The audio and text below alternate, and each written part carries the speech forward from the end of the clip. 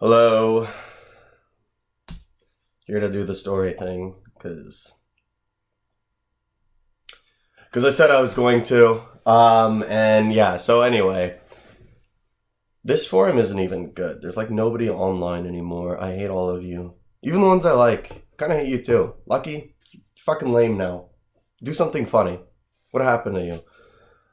Anyway, so this is Samuel Grant's story, and I'm not looking forward to reading it. I've practiced a few times just so it's not as bad. But I think I should just move on to good stories. Maybe even move on to a good forum. So, on that note, I'm just going to smoke a little bit of weed first.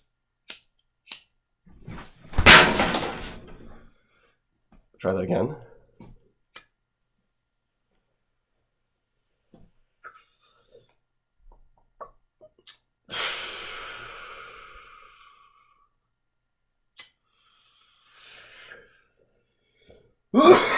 Alright, that's much better.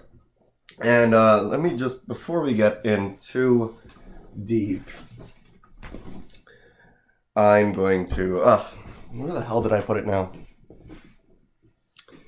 Never mind. So, let's just do this. Chapter 134, Friendship of the Tortoise and the Hare. Charlie Matheson, an easygoing, Caucasian fellow, black hair in a style almost resembling that of Elvis Presley's, with bushy eyebrows and a thin beard which connected with his sideburns, was sitting in a diner table in the afternoon with a cup of coffee right in front of him.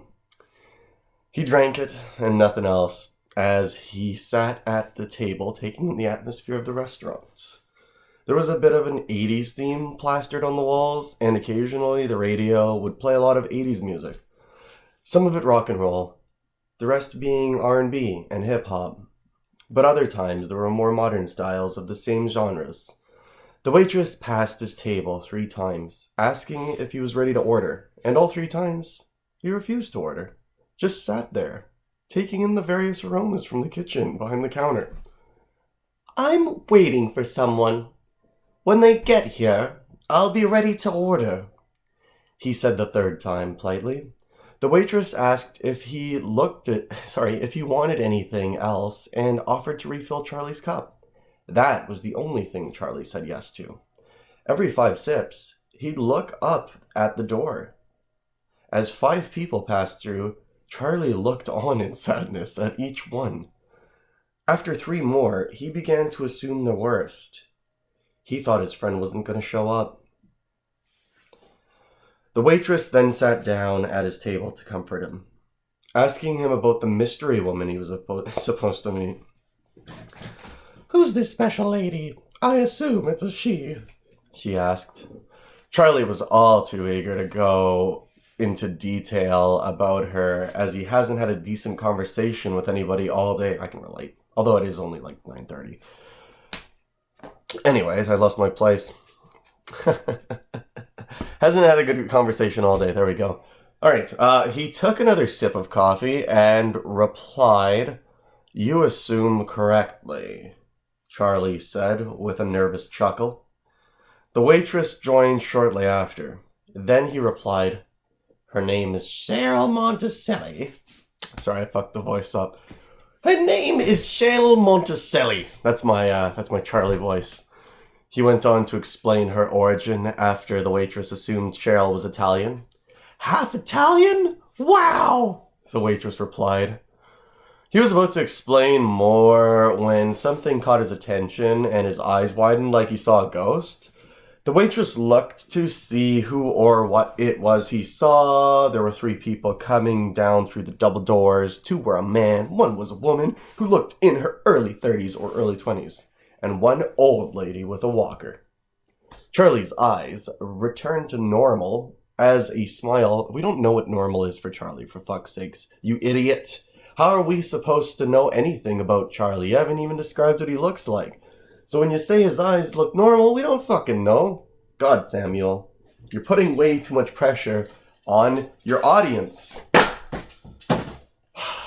And anyway, so the 70-year-old lady with the walker was the one that wanted to see him. Charlie called out Cheryl's name, and the waitress was shocked to see the 7-year-old lady come over and start just... Sorry, I'm ad-libbing again. The waitress came back with the menus for Charlie and Cheryl and gave them a bit of time to make a decision. Charlie would often look up at Cheryl with a smile. This is so gay! This is the worst! Okay, I'm done. I'm done with these stories. I'm probably done with this website.